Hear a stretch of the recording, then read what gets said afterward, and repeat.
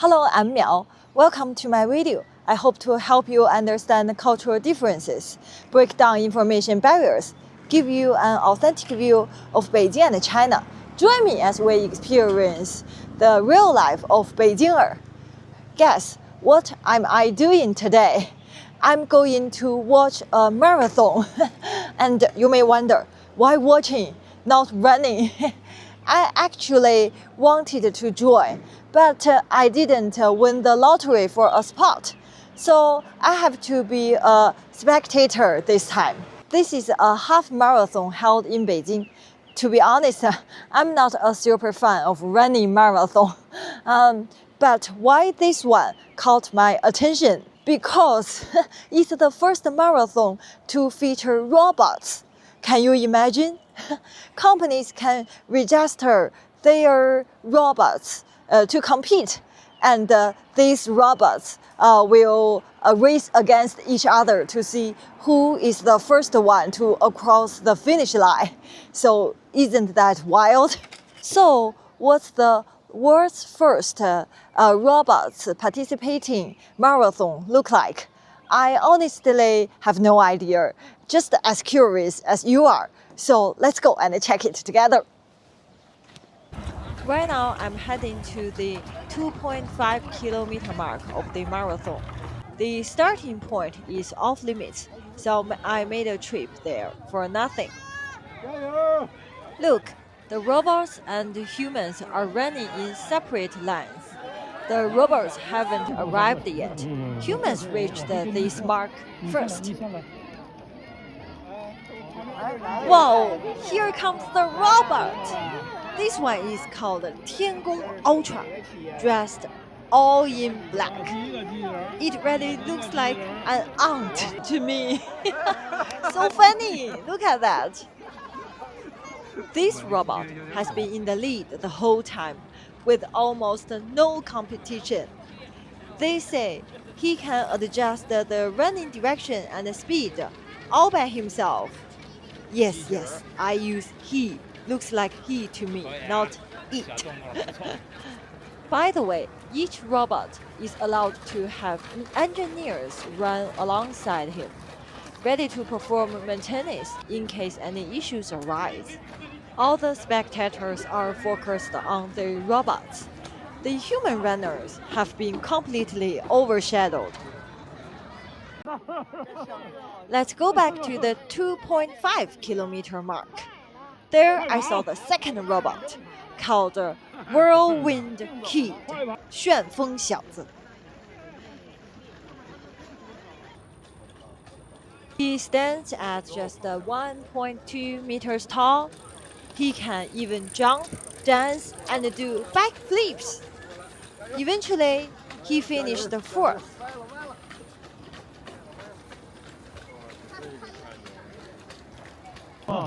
The third robot was really impressive.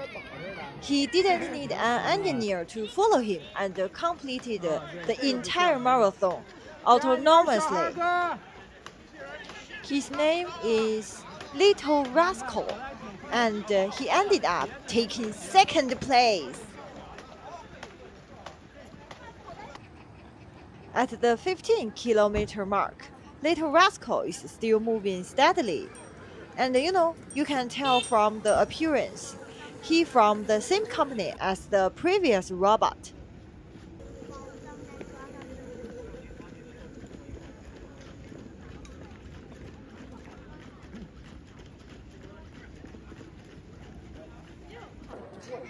Oops! Little Rascal has taken a tumble. The engineers are rushing in for emergency repairs.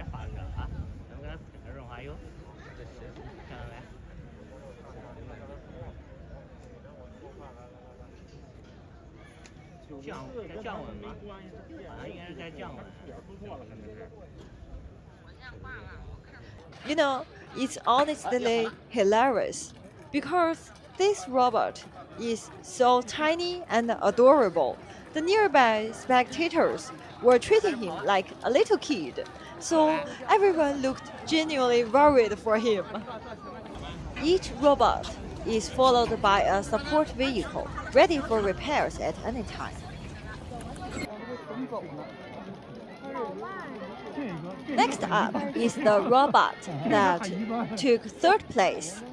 His name is worker number 2.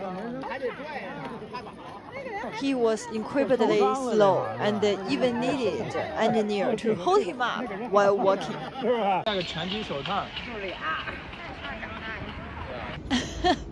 You know, this scene cracks me up every single time I see it. I'm sorry. But you know, it was hilarious to watch. He looked just like an elderly person doing rehab exercise. And the next one is even funnier. Because the robot was rushed into production, they didn't have time to build a proper head. So he's just wearing a hat. Also, wondering why the streets look so empty. It's because these robots are way too slow. All the human runners finished ages ago. This is just a half marathon. Humans usually take a little over 2 hours to finish.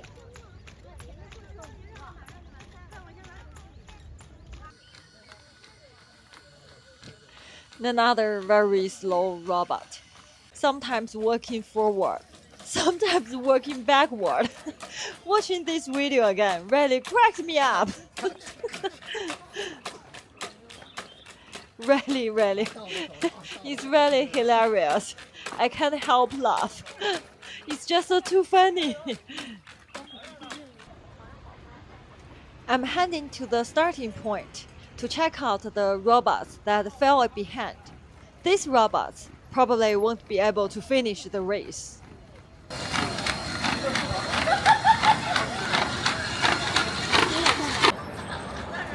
This little robot keeps running off track.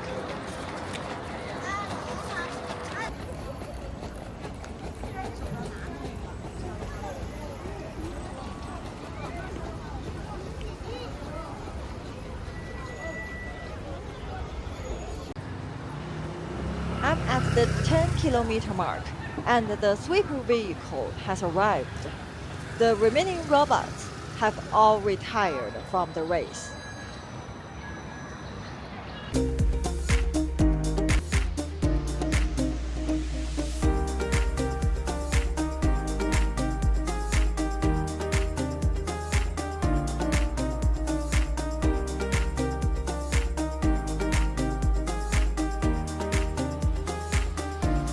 I feel so tired, you know. I felt like I also ran this half marathon, one point to another and another to next one. Why make robots run a marathon?